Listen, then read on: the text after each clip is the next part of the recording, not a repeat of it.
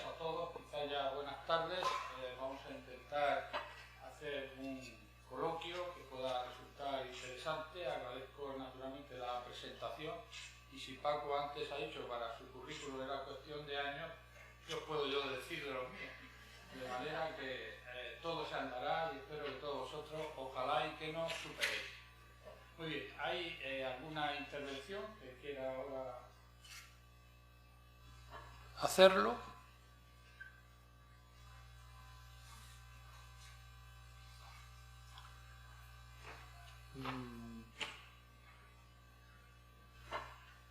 Creo que no, si no, yo mismo puedo empezar por hacer alguna, porque en concreto cuando se ha hablado de que por los sensores que se estaban siguiendo, porque hasta hace poco tiempo la información no era suficiente para hacer la programación del riego, ¿quiere esto decir que a lo mejor muchas de las instalaciones que actualmente todavía están, digamos, en el plano comercial, es que están fuera de uso o no corresponden o no están suficientemente optimizadas? ¿Hay todavía mucho campo ahí que hacer?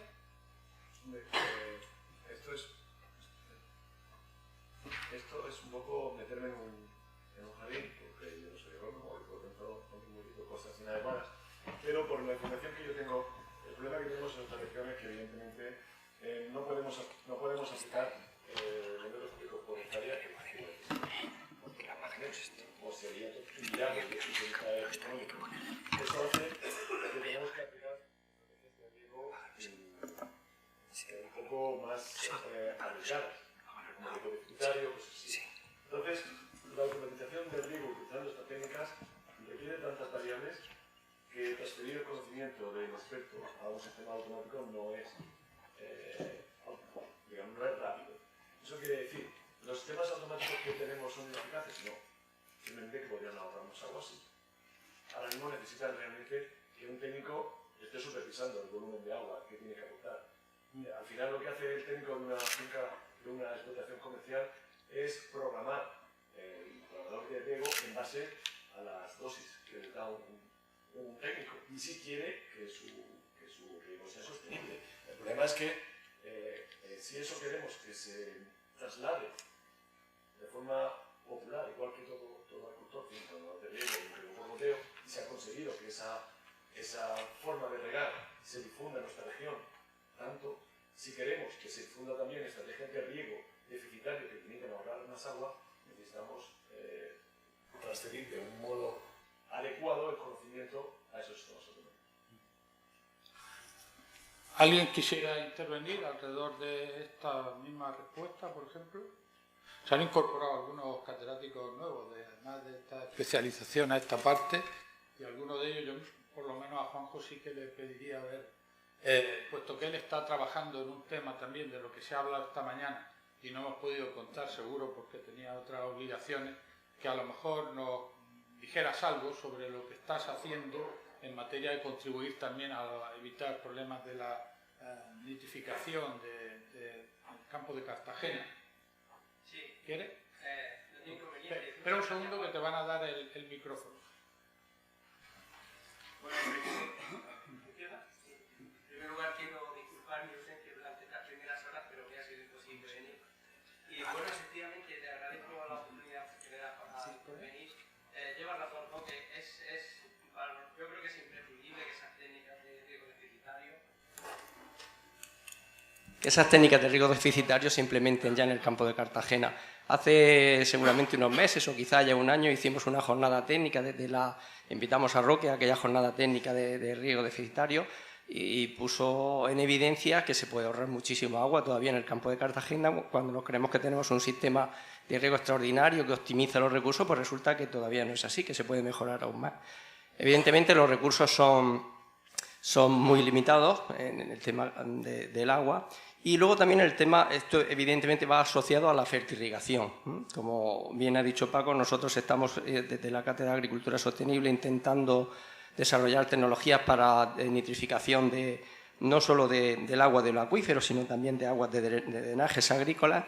Entonces, no tiene sentido que hagamos un tremendo esfuerzo en descontaminar de nitrato nuestro acuífero si la fertilización no es óptima y estamos volviendo a contaminar desde arriba, ¿no? Entonces, creo que hay que hacer un esfuerzo muy, muy importante en el ahorro de agua y, por supuesto, de fertilizantes que van asociados a ella.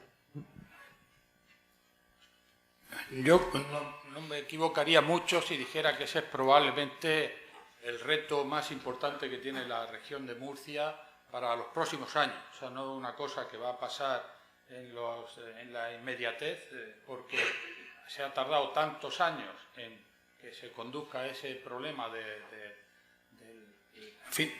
Mar Menor en su conjunto, la problemática que está teniendo, que no se va a resolver de unos pocos años en adelante.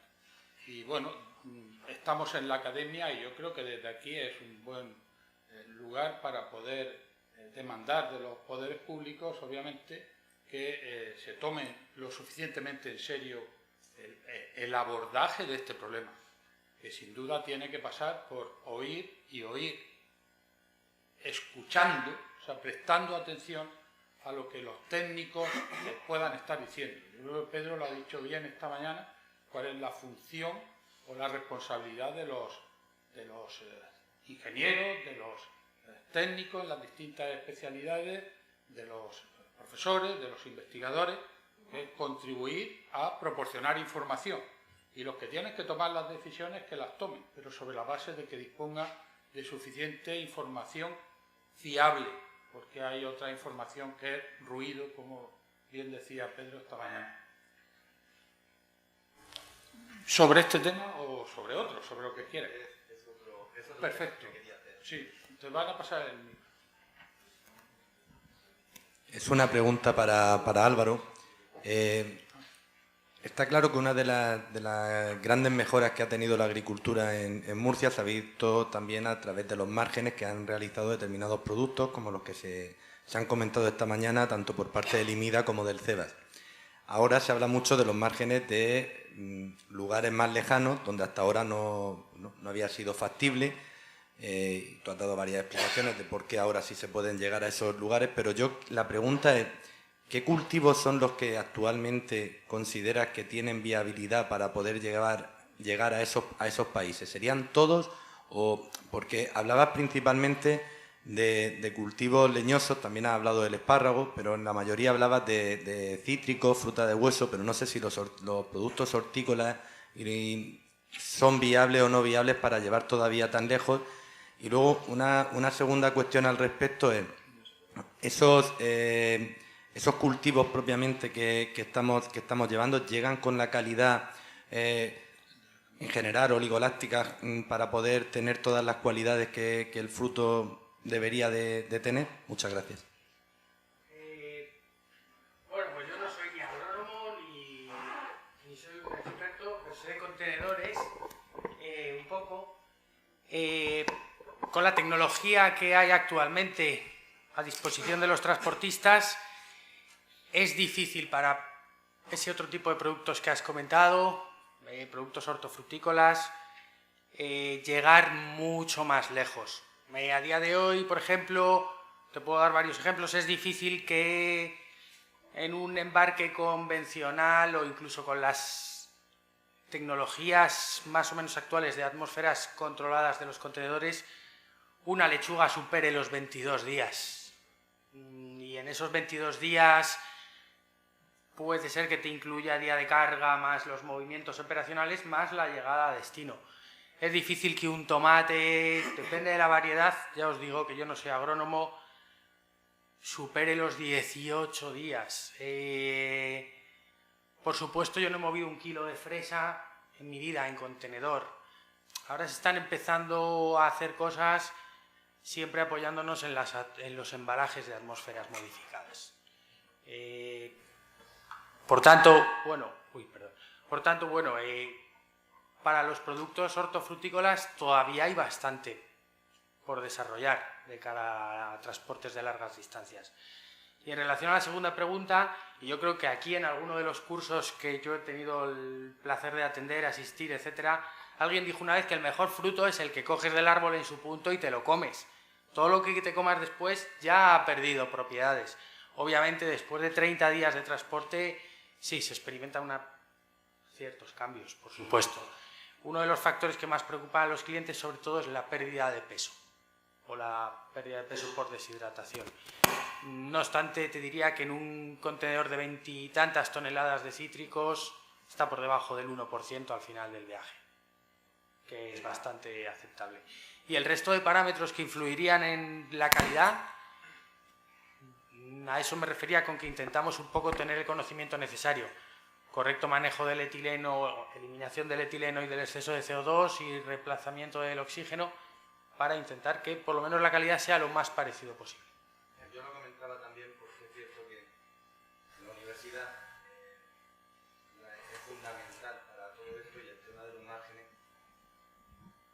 Lo comentaba porque desde la universidad y los centros de investigación es fundamental el tema de los márgenes e igual que estamos dentro de los retos tecnológicos que tenemos, igual que está el tema de riego y el tema de los recursos, ya no solo los hídricos, sino cualquier casuística con el tema de recursos, creo que también el tema de empaquetado y todo lo que es el manejo del etileno y todas las cuestiones para poder llegar más lejos con estos productos ayudará a los márgenes y por tanto también formará parte de la cadena para que podamos seguir adelante. Muchas gracias. Ahí al fondo creo que es el representante de carburo metálico. Está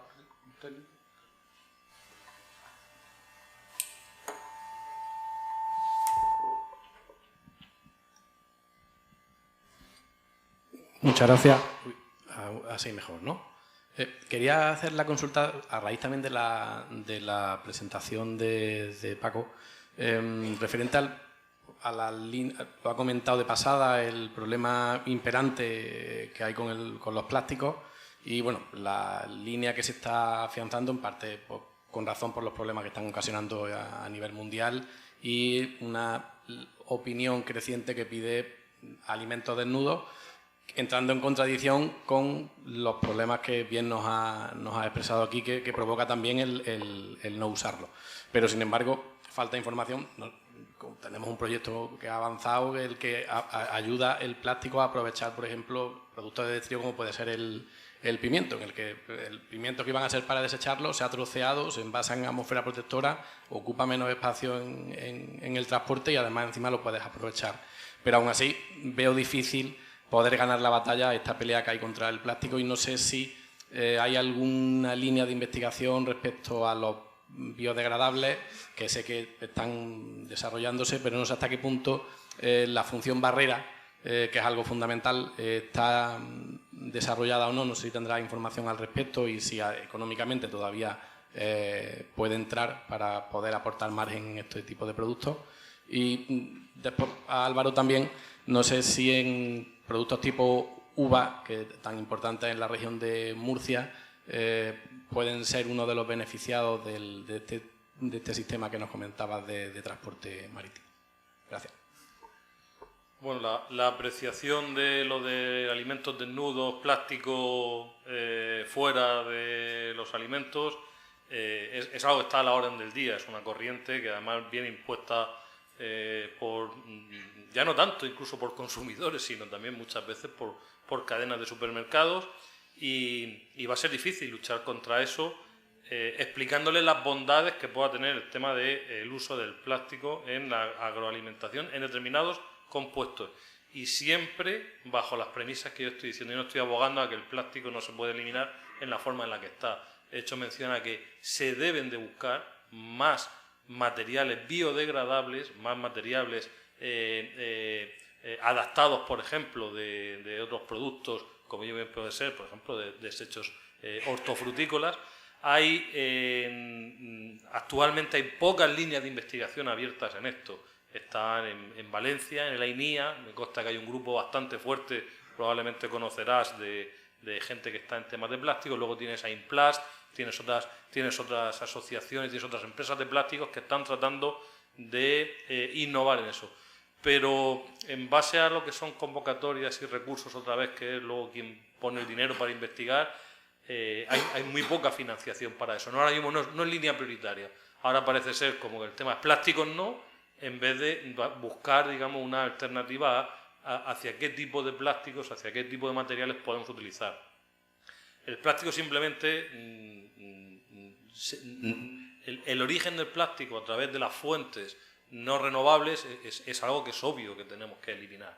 Lo mismo que hemos dicho al principio en cuanto son las estrategias de pérdidas. Hay que buscar fuentes alternativas y las existen, solo que ahora mismo el resultado que están dando en la actualidad pues no es el mismo que se tiene pues, cuando la fuente o la materia prima es el petróleo o el carbón. Entonces, en ese aspecto, y para concluir, yo creo que estaremos los dos en la misma de que el tema de aumentar de evitar la deshidratación aumentando la humedad relativa, pues una opción bastante sencilla es envolviéndolo en algún recubrimiento, ¿vale?, poco permeable al vapor de agua para que no se deshidrate, y luego encima si consigue modificar la atmósfera, ya que además es el objetivo básicamente de tu empresa, si se consigue modificar la atmósfera, se ha visto que en multitud de casos, y sobre todo a largas distancias en transporte y para productos donde toleran bien esas atmósferas, pues es también beneficioso. O sea que es otra alternativa que en un futuro se va a tener que abordar. Yo no estoy convencido de que se vaya a eliminar el plástico totalmente y de golpe de las cadenas de los lineales, o si se elimina, lo que va a suceder en los meses siguientes es que cuanto antes se perdió un 30% de alimentos, ahora se perderá un 60%. Entonces al final vas a tener que ver hasta dónde es el punto, digamos, hasta dónde se tiene que perder, o en qué parte, dónde está el punto neutro y el equilibrio que se tiene que alcanzar con eso. En relación a las uvas, es un producto que ya es en sí bastante viajero, más o menos, 25, 27, 30 días, y la única técnica de atmósfera controlada que hemos aplicado es por inyección, porque el producto en sí, por sí solo, con la respiración que tiene, no consigue llegar a los niveles. Y de todas maneras, hasta donde nosotros hemos visto, por experiencia en transportes, la ganancia de aplicar una atmósfera controlada en un transporte de uvas a larga distancia, comparado con el coste que tiene, muchas veces de 30 le ganas 3 días, 33, 34 días. A veces al cliente no le compensa porque al final tiene un coste. O que simplemente utilizando embalajes de atmósfera durante el packaging o en la confección ya se van a ahorrar el suplemento que posteriormente el vehículo de transporte le costaría. Pero se mueven uvas de la zona del Viñalopó, me parece que es, por aquí cerca, a Sudáfrica, etcétera, movemos bastante.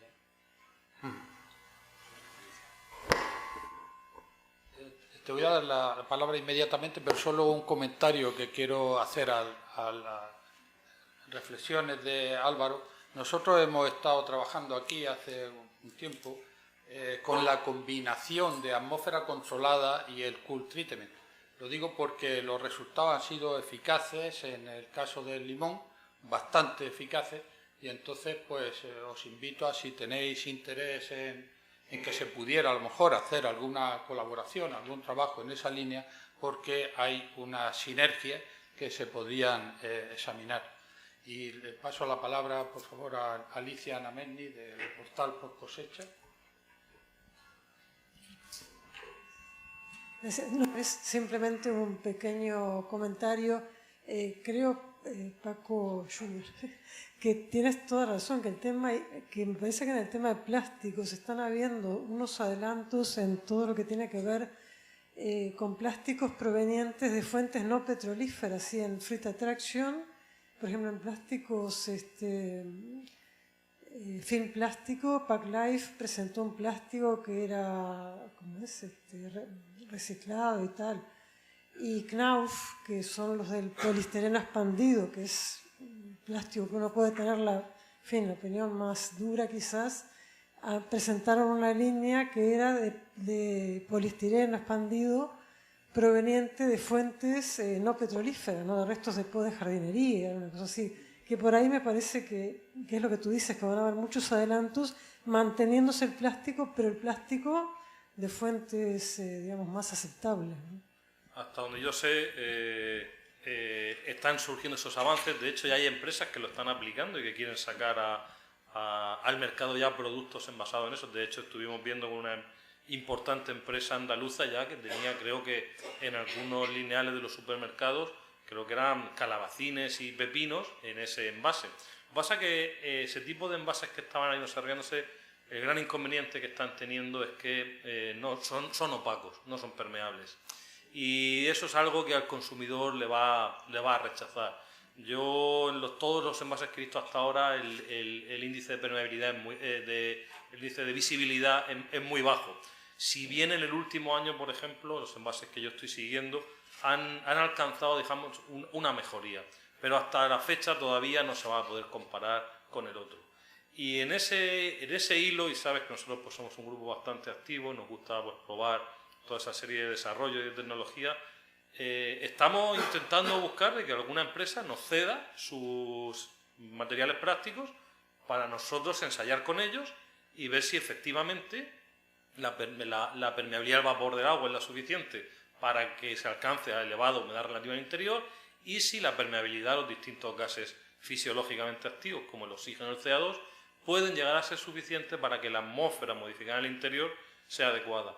Hasta ahora no he tenido la respuesta de ni una sola empresa que nos haya podido ni siquiera vender parte de plástico para ensayar. Si conoces alguna, estaríamos encantados de, pagando como un buen español, y religiosamente, comprarle algo de material y hacer algunos ensayos, porque la duda está en, claro, a la hora de extrusionar esos materiales, pues cómo de lineal, cómo de homogéneo puede quedar para que efectivamente la atmósfera se pueda, si no llegar a los extremos, digamos, de tan bajo oxígeno y tan elevado CO2, pero sí por lo menos que sea un coadyuvante eficiente, ¿vale? Entonces, desde ese punto de vista, dada tu posición de divulgadora de todo este tipo de noticias y la red de contacto que tienes, estaríamos encantados de poder colaborar o ensayar con este tipo de materiales, que es que no lo hemos conseguido y hemos llamado ya a varias puertas. Juan José Alarcón, director del CEBAS.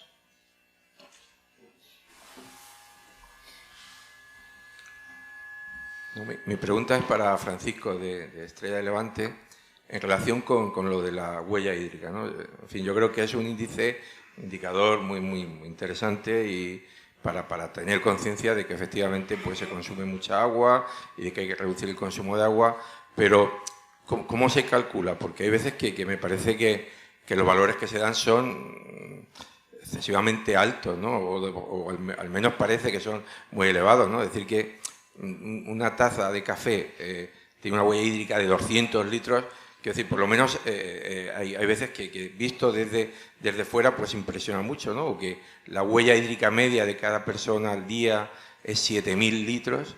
Me gustaría que me dieras tu opinión al respecto, ¿cómo se hace esa estima? Lo del cálculo es bastante complicado. O sea, en realidad la fórmula de cálculo, la Water Network Footprint, es bastante complicada de desarrollar en sí. O sea, es un trabajo bastante laborioso el hecho de calcular. En cuanto a los datos, que son altos, en realidad sí que pueden parecer altos, pero ya le digo que las materias primas son principalmente sobre el 95-98% según nuestra experiencia del consumo de agua en un producto. Entonces, lo del cálculo de la huella hídrica de una taza de café, el cultivo del café es un cultivo bastante exigente en cuanto a agua. Entonces sí que puede ser, sí que es bastante factible que sean 130 litros por una taza de café. Lo que sí que es verdad, lo que sí que es cierto que no se especifica es qué tipo de huella hídrica lleva esa taza de café. Si un 80% huella hídrica verde y es únicamente el agua de la lluvia, o si sería, en gran parte, sería agua azul, que es uso de agua continental. En el caso de la carne, por ejemplo, que a mí es un dato que me resulta bastante chocante, tampoco se especifica nunca si es, también dependerá mucho de si es un animal criado en el sur de España, donde principalmente será a base de cultivo con regadío, si nos vamos al norte de España, donde los prados son naturales. Entonces, nunca se especifica, en ese dato nunca se especifica qué tipo de huella hídrica lleva consigo. Estamos ya un poco superado el tiempo que teníamos concedido y están aquí las autoridades académicas que van a clausurar el acto, las jornadas, pero si hay una última palabra, alguna petición de intervención. Y si no, por mi parte, agradecer la brillantez de las ponencias que hemos oído y la organización del acto y desearos que haya sido útil para vuestra información y formación. Muchas gracias a todos. Procedemos a la clausura.